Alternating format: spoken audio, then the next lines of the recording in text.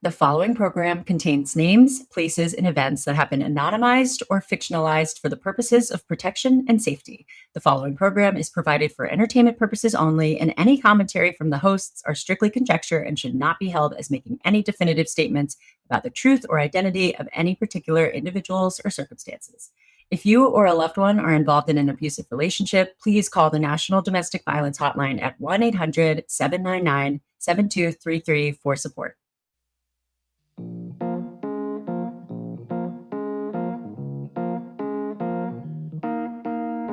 Hi, Hannah. Hi, Mackenzie. How was your weekend? It's Monday again. I know. Happy Monday, right? Right. So wait, you're going to tell us what happened. So I love Mondays, obviously, because of a new episode.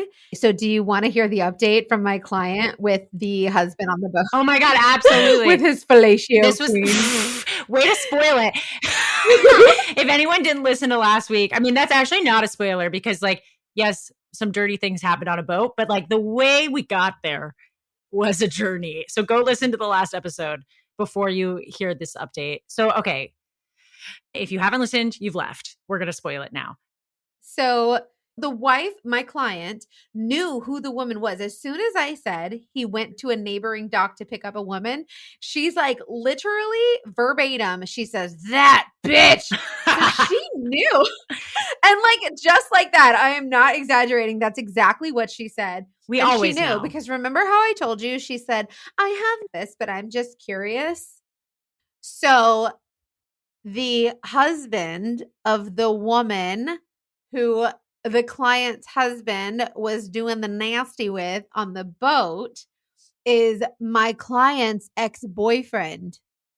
And so from college, they went to so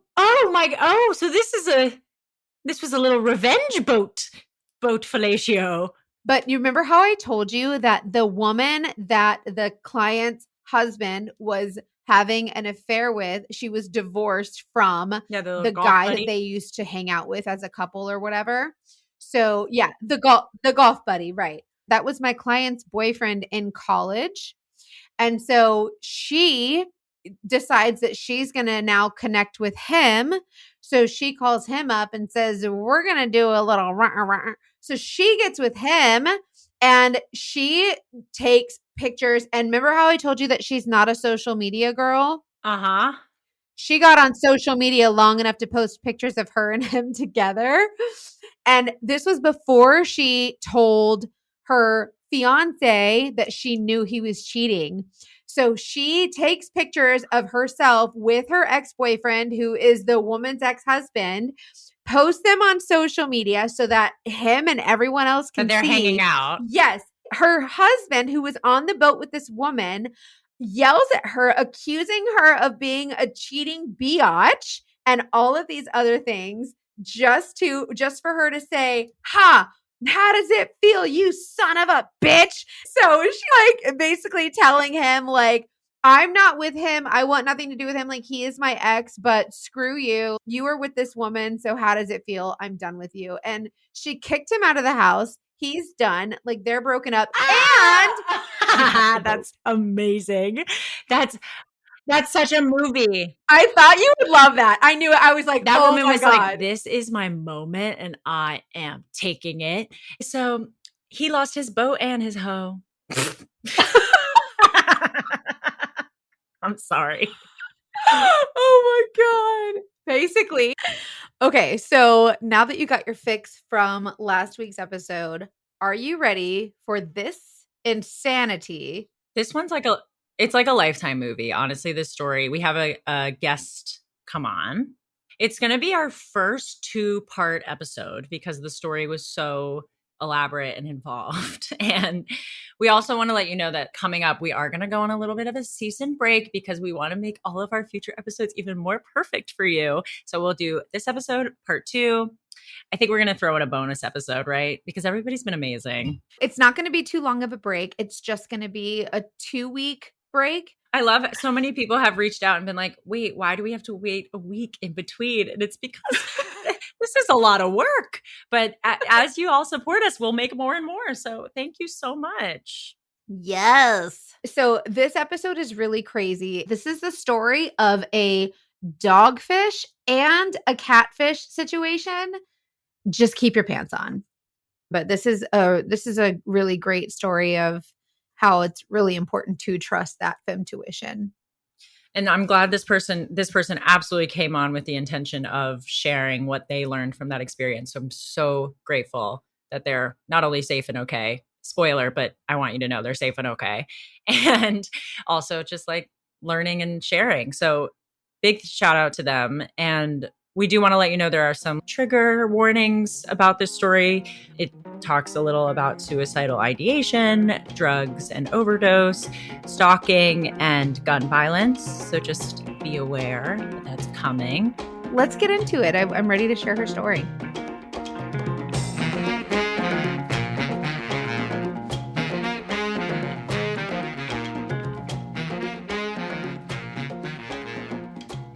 Hi, guys. Hi, thank you for coming. I'm so happy to talk to you guys. We're happy to have you here. So we have Ashley on the phone, and I'm so dying to hear her story. Ashley, tell us all the things. Okay, so you just want me to start from the beginning? Go in. Yep. Go for it. Okay, cool. So we are going to go back to about 2019. I was 29 years old. I had just gotten out of an 8-year relationship.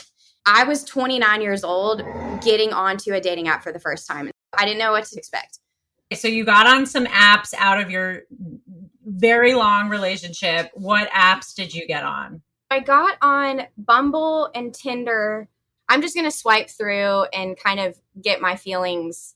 Like, the more matches I get and I know that this is wrong thinking, but my thinking at the time was the more matches I get, the more desirable I am, and then that way I would kind of feel better about myself, which is you toxic. Feel validated. Yeah. It's so real. We have all done it. I've caught myself where I'm like, wait, you're playing this like it's a game and not like it's a dating app. You forget that it's a real people on the other side and you're just on the toilet like, I know. I feel better about myself. It's right. Not. We've all been there. So I get to about 3 months out of my relationship and there's this guy on there and he's handsome enough. One of his pictures was of a bull riding, and that's kind of like my favorite sport, weirdly enough. Oh, my. I love the PBR and like bull riding, all that stuff. And so it kind of like caught my eye, and I was like, okay, if this guy can ride a bull, like that's my favorite thing. That's a man's man right there. Like, and so I was like, swipe right, it's a match. I'm like, okay, cool. We'll see if this guy messages me back, and he does. And I respond, and we just kind of start talking back and forth, and he's super, super easy to talk to. And it's just like my personality and a dude. And I'm like, I think this could work. Eventually we meet at this bar, pool hall. We hung out. It was great. Then we continue talking, and our vibe is just like, he's just so my personality and I'm so his personality. I've got 2 dogs and he had 2 dogs. It was like we just kept matching everywhere. And I was like, maybe this guy kind of has my same wants and desires. And we met at the dog park a couple of times, although we only brought 1 dog. He didn't bring 2. And so I'm just kind of like, okay, where's their dog? But no big deal. We talked for about maybe 3 weeks. And I kept on calling him a safe person because I genuinely felt that he was genuine and honest. A lot of people use that for a negative thing. You're safe. I can fall back on you. If this guy doesn't work out, I'll just fall back on you. Safe. That's not exactly what it means to me because my prior relationship was with a guy that was addicted to opioids. He rapid fire psycho text message me. I know what you mean by safe. It means that you're just using me and you just want to test the waters, but then you want to come back to me because you know that I'm going to be here, and just kind of like went sideways. And I was like, I can either defend myself to him, but I don't owe him anything. So I'm just going to let it go. Not worth your time. Yeah. Not worth my time or my effort. So I was trying to figure out a nice way to just be like, hey, you're cool, dude. Not really into it. Yeah. And I think he could sense that because at that time, his dog died. The dog I'd never seen before had died. And I just couldn't do that to a person. So I was like, okay, I'm just going to wait. I'm going to wait it out. I'm just going to try to not hang out with him, whatever. And I was kind of like, okay, I don't like this guy. So I'm just going to re-download Tinder, kind of see what's up.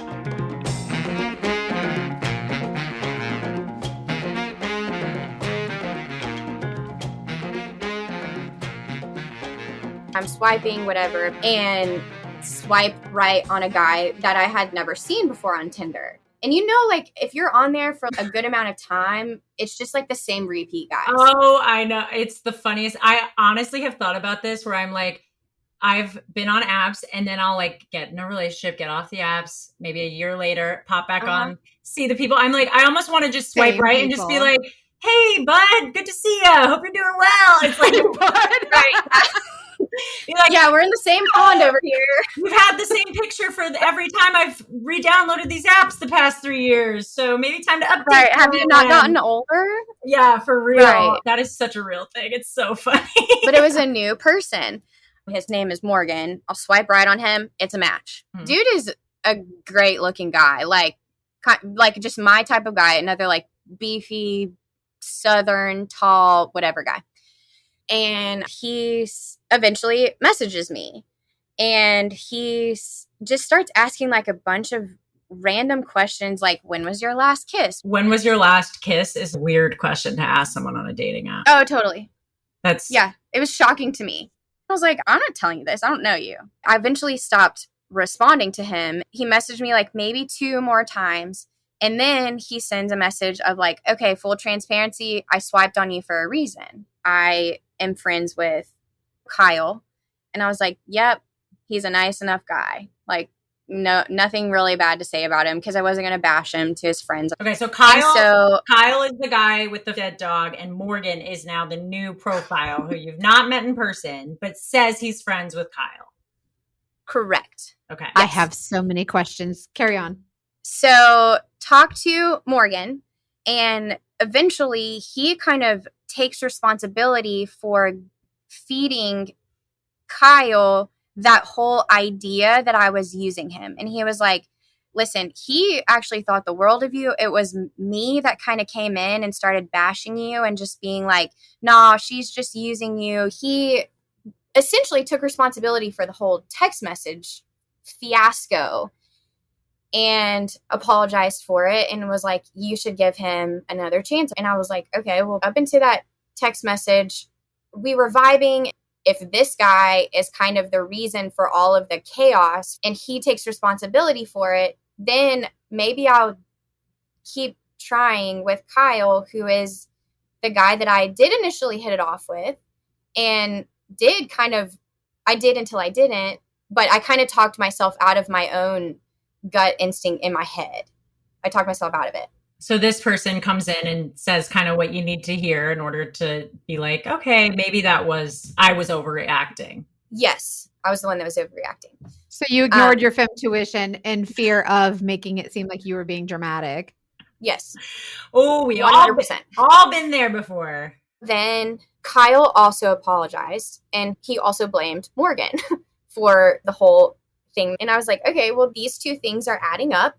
So I give him another chance. Kyle and I go from friends to kind of dating. And then Morgan kind of starts to go on his own little spiral. He thinks he knocks a girl up.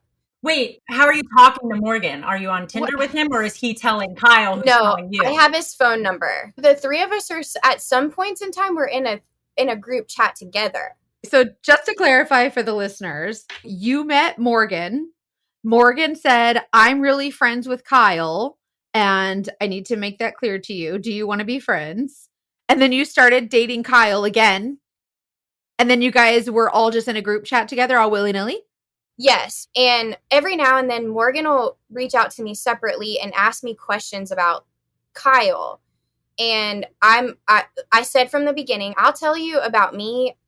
His business is his business, and I'm not going to tell you anything about him. Also, you don't even know him. It's so interesting the way he was working in this friend into your relationship. Like, I'm just thinking about why was he doing that? Like, I guess a manipulation tactic, maybe? For sure. It felt to me like the more that I would talk about Kyle, the more he could say good things about him that would influence my opinion of Kyle. Interesting. Totally. I'm not going to lie. Like, that's kind of smart, but also weird, but also smart. I'm not going to like, it is. Yeah. It's smart also because when I first start dating someone, I have to remind myself the first time I'm meeting someone's friends, I always try to check in with myself and be like, you're not trying to impress them. You have to make sure you like them too. But it's still so hard to get out of that mindset of wanting to just be someone all their friends like. I feel like you could totally be in a position where you're just like, oh, this is somebody I like's best friend. Like, of course I'm going to play nice. I'm going to talk to him. Even if he's like a little weird, I don't want to judge. Right. Like that makes it, you're right, Mackenzie. It's smart of him to use it. Really is. He's like, check out my friend Kyle. So Morgan was going through potentially becoming a father, going through the loss of his mom, and he was drinking too much. And he requested that Kyle come over so that they could pour out the beers. He was going to get sober, and Kyle was going to help him get sober. Again, touching on a sensitive spot in my heart. Mm-hmm. After that night happened with the two of them, Kyle asked if he could come over to my house. I was like, I know what it's like to be with somebody that is making the decision to get sober. It's super heavy. So he asked if he could come over and talk about that night and kind of just the emotional toll. And that's when I was like, that's a good-hearted guy. Somebody that would stick by his buddy and do that. Maybe I was wrong about him. Like, maybe I could be with somebody like that. Well, also considering the dating pool is like a cesspool. It's like, it's almost like it's not really a choice. It's kind of a lack of options. All right, we'll give this a try. Literally. Yeah. It was like, this guy seems decent. And you got back on Tinder and you find somebody who's like, I'm friends with him. That probably reinforces the idea that like everybody knows everybody. I can't find other people. Like I might as well just give this guy a good chance. Yeah. Like this guy, Morgan, he thinks this guy is like the best thing since sliced bread. So Morgan and Kyle and I are just in this friendship. We kind of try to hang out a couple of times. It doesn't work out. And Morgan kind of starts falling off a little bit. And Kyle and I are just really hitting it off. Eventually we say, I love you. From then, he started staying over every weekend and some weeknights. And one of the first things that Kyle and I kind of talked about was, if I get in a relationship with somebody, I'm not living with that person until I get married to them. And that is zero shade to people that do it, because I know it works for people. Just not. But for me personally, I learned my lesson. Yeah, good for you for learning that about yourself. Totally. Yeah, and he said the same thing. And so I was like, oh, cool, another checkbox, like something I want that he also wants. Of course. He says the right thing. A little over a year since we had initially met, everything's going great. I had just turned 30 and I was just ready to move into the next chapter of my life. Mm-hmm. And so we get engaged and pretty much immediately, like, the wheels fall off. He tries to move in. I say that you can't, because we had already discussed that we are not going to do that. So then he starts to relive in his mind some past experiences from his childhood, causing him to be slightly erratic and emotional. And so I'm trying to be a good partner, and I'm also trying to be a good friend, because in a partnership, we had a deal, and our deal was that we were not going to live together until we're married. But the friendship part of me was like, he needs me. And so I want to make sure that I'm there for him. And so he started staying over more frequently. Ashley, you are such a good person and partner and friend, which is, thank you. Well, that's what people want. They want to manipulate you. They want to get you vulnerable and soft. They want you to want to need them, and they want you to want to fix them. And that's what we do as women sometimes, right? I mean, guys do it too sometimes. You want to fix the person. You want to help them. You want to be their hero. Like, it's what we do. Yeah. For sure, they know that. I wanted to like be the appropriate person that he needed at the time, having zero experience in what he was going through. it was like just a balancing act. And on his days when they were really bad, I was like, sure, you can come over. And on the days when he seemed to be doing fine, I would be like, hey, you've stayed over 5 days this week. And then it would spiral and he would be doing really bad again. And so he would need to come over multiple times. And it was like a back and forth of me trying to hold a boundary while still trying to be consistent for him. Had you heard from Morgan since you had gotten engaged? No. So Morgan he just fell off the face of the planet. Yeah. And I had talked to Kyle about that too. And I was just like, I'm a little bit worried about him because I text him every now and then and he doesn't text me back. And he was just like, don't worry about it. He's kind of like that. He comes and goes. He'll come back eventually. Yeah, he comes and goes whenever he feels like being Morgan. So what happens so now you're at this point where he's kind of staying there more often. You want to save him, but you also don't want to live together officially until you're married. Eventually, I put my foot down. I pretty much was like, hey, you got to stop staying here. You can stay here 3 nights a week, no more. Yeah. One night pretty soon after that, I am laying in my bed and I start here like knocking on the side of my house. So I'm texting Kyle and I'm like, there's weird noises outside. It literally sounds like somebody's trying to get in or trying to scare me. Yeah. And his response is to, instead of being like, hey, everything's okay, I'll be there after work. He's like, no, actually, I don't think I told you this.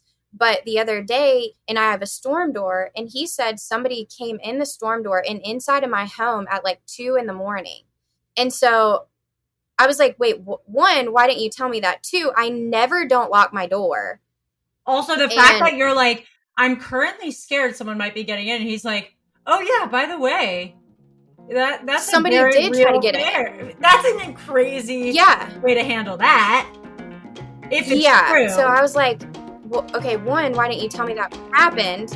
Yeah, no, that would be a big red flag. What did you do in that moment?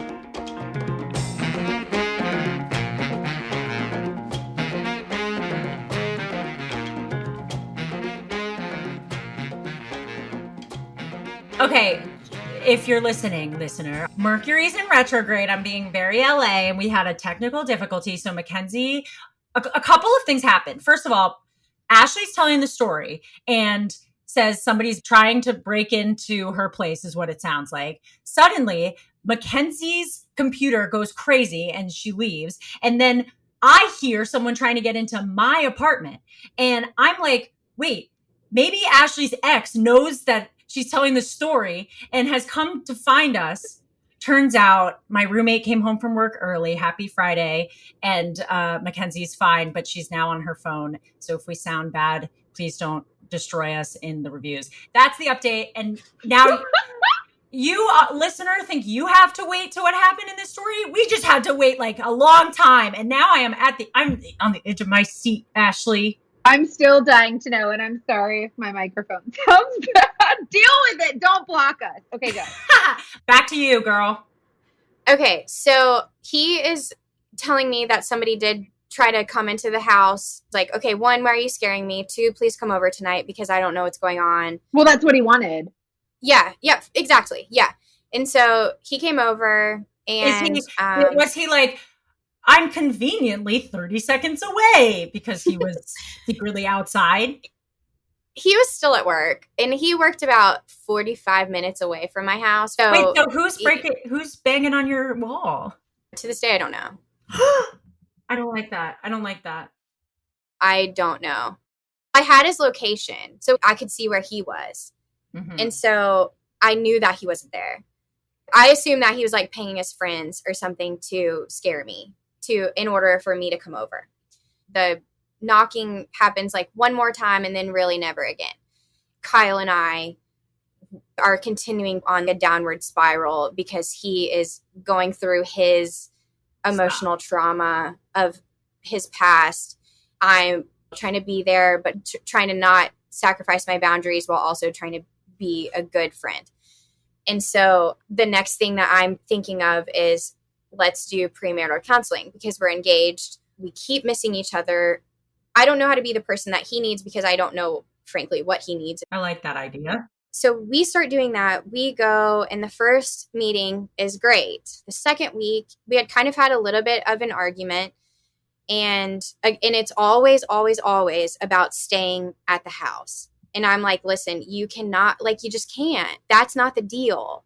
And he's like, well, I'm going to bring all this up in the counseling office. And I'm like, please, because I want to see where I'm missing you.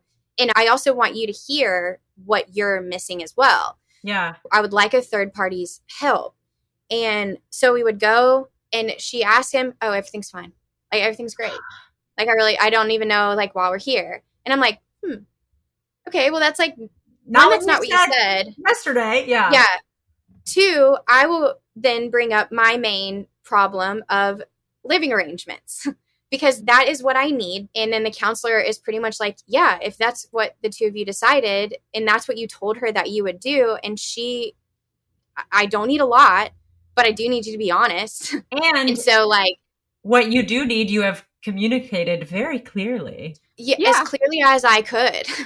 Yeah. And I like to think that I'm pretty straightforward and it's out of love, but it's not a loving thing to allow people to walk all over you. And it's not a loving thing to walk all over people. Ooh, so some of the best, the best like relationship advice I think I've heard in a while was something about how boundaries are an act of like respect and love. And you set boundaries so that you can have a loving relationship with another person. It's not against them. It's because you want a good relationship with them.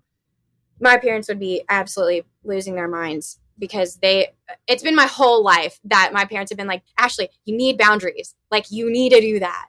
And I finally, like, after 30 years, we learn what's up. It takes a while. We live and learn. It took a while.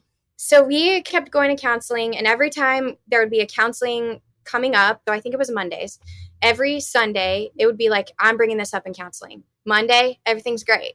And so I'm kind of like, right, I am not understanding what's going on. And in my not understanding, my wheels in my mind are starting to turn. He says it's one way, but my perception is the exact opposite. Like, what am I missing? What is he missing? How do we get back on the same page? Eventually, it came to a head one day. We were arguing, and my dog got off of the bed and got under the bed. And I was like, okay, my dog is now sensing something that I am not seeing. I have to do something different. And I don't know what that is, but I got to be real with myself and realize that something is not as it seems. So I'm like, listen, you got to go. Your dog suddenly sensed almost a threat. Fully a threat. Yeah. In some way. So I called my sister and I was like, listen, Kyle is at my house. I don't want to be here. Can you please come pick me up? And she was like, sure. And we went on a walk. And I told my sister, I was like, I'm missing something. Eventually, I remembered that the other day, my parents were in the Everglades and my dad said something about saltwater crocodiles. And the same day, Kyle had also said something about that. So, and I was just like, it's kind of weird because things that he says to me, they're things I'm already talking about with other people. And I can't, he has no reason to know like what I'm talking about over here, yet it'll just come up. And I'm like, okay, maybe he's just watching Animal Planet and trying to justify it away. But it kept on being like parallel conversations. He was like those targeted ads we get when we talk about something and then it comes up. You're like, how did you know? But that's weird. So this brings me to something that I totally forgot. I skipped over completely in the story. Right around the time that him and I got engaged, I kind of got bamboozled into getting on my own phone plan because he was like, it's going to be like $100 cheaper. And I was a little bit stressed with money. And so I was like, okay, I got on his phone. On his phone plan. Oh my God, the phone. So wait, was he like listening or like on your number? Doing?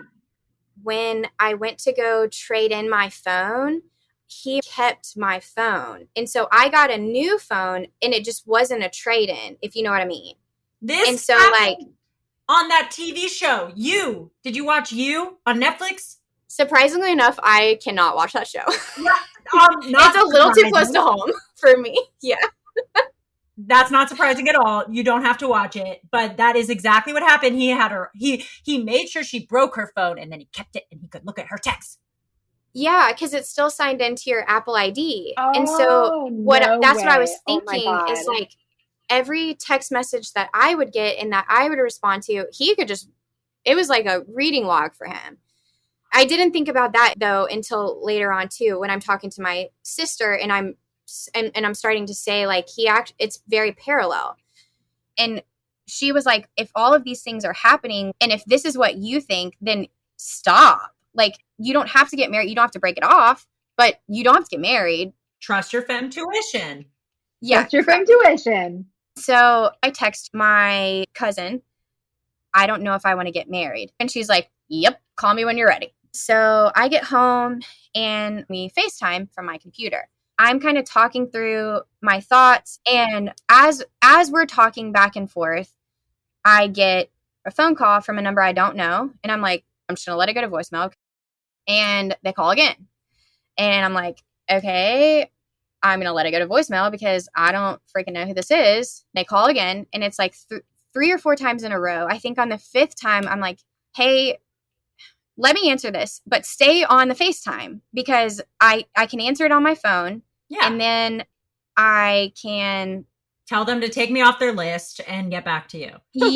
Yeah, it's just weird that they're psychodialing me. Right. So I answered the phone and I'm like, hello, hello, hello. And they don't answer. And so then I hang up. I get a text message from this number and it says, is this Ashley? I couldn't hear you on the phone. And then my response was, I'm sorry, I don't know who this is. And he says, this is Kendrick Ray. We texted some about a year ago. I have a different number now. And I said, oh, I don't remember that. I'm sorry. And I'm reading this verbatim, just FYI. So if it sounds like I'm reading, it's because I am. Great. I said, oh, I don't remember this. I'm sorry. He says, that's all right. I was wondering how you've been. It's been a while. I don't respond because I'm like, I don't know who this is. But then he texts me again and he's like, I called you to ask if you might be interested in eating dinner on Thursday. I said, I don't even know who you are. I don't have your old number saved in my phone. And more importantly, I'm with somebody else. Sorry. And he says, okay, no problem. Having a boyfriend don't matter to me though. Ha. And I said, yeah, well, it matters to me. Good luck though. That's hilarious. And he said, a wise man told me if there isn't a ring on her hand, she's open. And I never responded. And that was the end of that conversation. And I was like, that's super weird. And my cousin goes, do you think that this is Kyle? And I was like, I don't think so. And she goes, well, this isn't the first time I've asked you that question.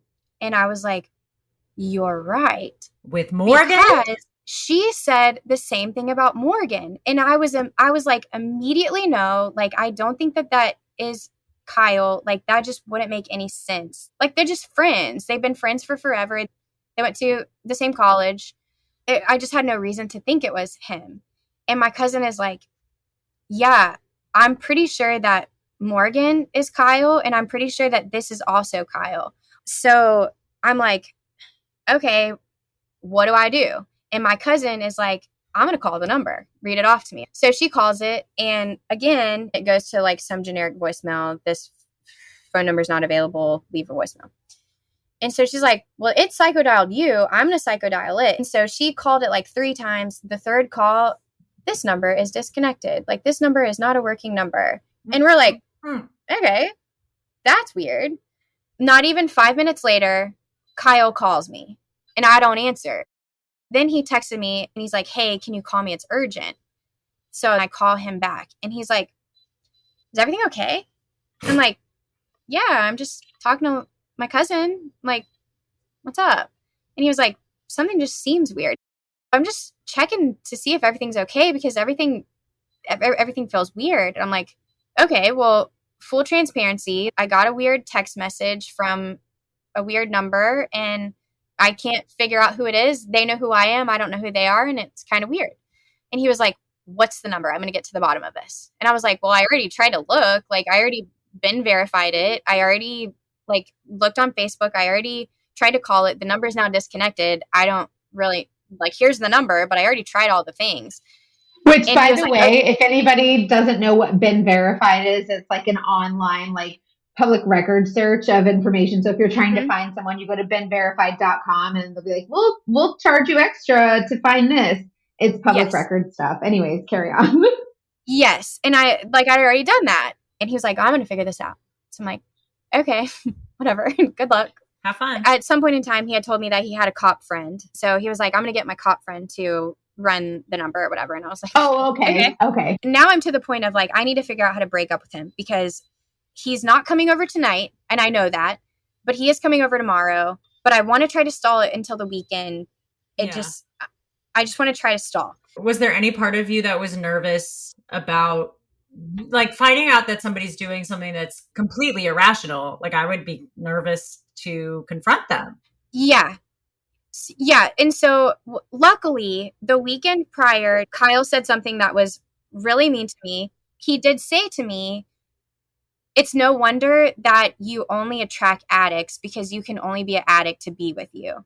And I was like, out. Oh my God, absolutely not. So he had said that and I was like, okay, I'm going to use that as my excuse to just be like, listen, that was uncalled for. It was rude. It's not true. I want to be done. And I'm just going to use that as my excuse to be done and not bring in any of the fact that I know about Morgan and I know about Kendrick and I know that those are burner numbers and whatever.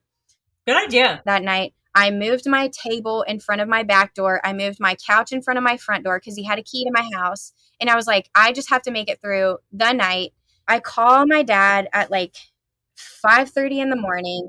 And I'm like, I don't think I'm safe. I think I really messed up with dating Kyle. He's not who he says he is. I need to get the locks changed on my house. And my dad has somebody there at 9:00 in the morning. That way I can at least sleep a little bit more sound until I can make it to the weekend. Also, the fact that you're in a position where you don't know what is going to happen is so sad that you're there and like that you have to prepare for that at all. I mean, this story is so tough because you are doing everything like you possibly can do to protect yourself. And yet it's still so difficult. I'm just trying to make reasonable decisions because I have family and friends that I love that I want to be there for. And I'm not about to sacrifice any of that for this dude that I thought I knew that I actually have no idea who he is. Also, he sounds like an asshole, just saying. Besides all this other stuff. I'm sorry he treated you like that. Better me than somebody else, I think, but it is what it is. So I told my parents everything that happened. And so my mom says, hey, well, he told you that the ring was X amount of dollars, like $9,000 or whatever. One easy thing that we can do to see if that's true or not is to take it to an appraiser. And I'm like, okay, let's take it to an appraiser tomorrow. I'll come pick you up from work and then we'll go and do that. I had kind of started to think that he might have been reading my text messages, but I wasn't sure. So I was like, okay, well, I'll just text you when I'm on the way. So we did not discuss our plan to go get the ring appraised just to see how much it was going to be on any type of medium other than face-to-face. And so the next day, my mom got a lunch break at work. And so that's when I went to go pick her up. We went to the ring store. On the way to pick up my mom, out of absolute nowhere, he texted me and he's like, hey, can we talk about your ring for a second? You need to take it to get appraised. And I'm like, okay, what is... Because wait, you hadn't texted that, right? You had only talked about it. Correct. I had not texted that in any medium whatsoever. He was like, you need to take your ring to get appraised because I wanted to put it on my insurance policy. Did he like bug your house? Like I'm dying right now. So that was in my parents' house. Oh, okay. Like that wasn't even in my house. So you're on your way to get the ring appraised, and this fella says, hey, just calling you out of the blue to say, hey, go get your ring appraised. Yeah, just like, hey, we need to talk about your ring.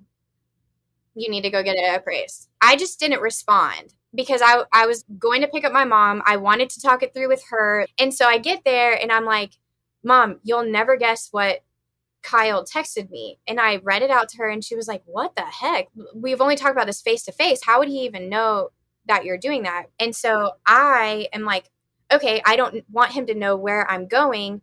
I have my location is on my phone. And so I turn my phone off because I don't want him to know like where I'm going. Yeah. But I'm with my mom, and it's only gonna be like 30 minutes, and then I'll turn it back on. It'll be like nothing ever happened. And so we're in the car. My mom gets a phone call from a number that she doesn't recognize. And she doesn't answer. And then it calls again. She answered it, and nobody spoke on the phone. And it was just like this Kendrick thing over again. It's Morgan. And so, yeah, it's Morgan. Yeah. So we're just like, okay, that's weird. Go get my ring appraised, come back to my mom's work, turn on my phone. And I have a missed call from one of my friends that lives in another part of the state. So I call her back, and she was like, hey, I was just randomly thinking about you. So like, I just want to call and see what's up. And I was like, bruh, you will not believe what's going on. But sorry, I've got to go. I'll call you later. And so then I get a call from my mom, and she's like, stop using your phone and call me from your work phone. So I did. And she's like, hey, your friend from another town just called me. After you got off the phone with her, she immediately got a phone call from somebody else that was looking for a Brenda or a Glenda or something like that. And she read off the number to my mom, and it was Kyle's actual number. What? So he had called her from his real number, trying to figure out who she was. He's panicking. Yeah. So I went to the store that day and got a new phone. Great. So that all happened by about 1:00 in the afternoon of a work day, mind you. My first thought was look and see where Kyle is on location, because he should be on his way to work. He was halfway to my house, which is the exact opposite direction of where he worked. And so I panic, and I'm like, he's on the way here. The closest guy to me is my brother-in-law. And so my sister calls my brother-in-law, is like, go to Ashley's house because something is fixing to happen and we don't know what it is. Kyle is on the way. You need to be there. And Kyle is texting me and is like, hey, something's going on. I need to figure out what it is. I'm coming to talk to you, blah, blah, blah. And my response is, don't go to my house because my dogs are there. And he has a key, or he didn't have a key at the time, but he didn't know that he didn't have a key at the time. And so I didn't want to let in that I had already changed my locks, because that would kind of give me away a little more. So he showed up at my house, and it's me and my brother-in-law. I was like, I'm just going to break up with him. You're going to be there. I'm sorry. It's just going to be really awkward. So I pull up, and he's there. He's in the parking lot, and he's like, yo, I just want my deer heads and my guns, because he's an avid hunter, and I had a couple of his guns in my house. So I was like, I will go get your deer heads. I'll go get your guns. Stay outside. And he was like, are we breaking up? And I was like, yep. What you said was totally uncalled for. I did my whole spiel that I had rehearsed with. I go up. It took me 2 trips to go up the stairs and get them. I come down and I give it to him. He puts them in his truck. And then I go back to get the second set, and he storms up the stairs. And my brother-in-law still outside. Did your brother-in-law see him go inside? Yeah, he did. He didn't know what was going on. Right. So he just kind of like was like, I don't know what to do. Do I stay in? Do I stay out? I don't know. So as I'm in the front room, Kyle comes up and he storms in and he bursts open the door. So he walks in, he grabs his pistol, and I don't know how this is going to go. Like, I'm just going to wish for the freaking best. And so I'm scared to death. I've got a deer head where I can like swing it if necessary, because he is seeing red, and I'm just like, he has a gun on his hip. And so I'm just like my mind is like trying to play out every possible scenario, and which scenario is going to keep me the safest. And so I'm like, my heart right now is like, I can see it. You look like you're going to shit your pants. I know. Okay, I'm sorry. I interrupted at the craziest moment. So you're swinging a deer head to defend yourself. Well, I have it in my hand. I'm just like, all right, well, this rack is in my hand just now, like my best case scenario for life. And he's coming up towards me, like backing me up into the wall. And his hands start to move towards where I know that his firearm is. And so I'm like getting the deer head in my hand, like just ready for a movement. And if he moves, I move.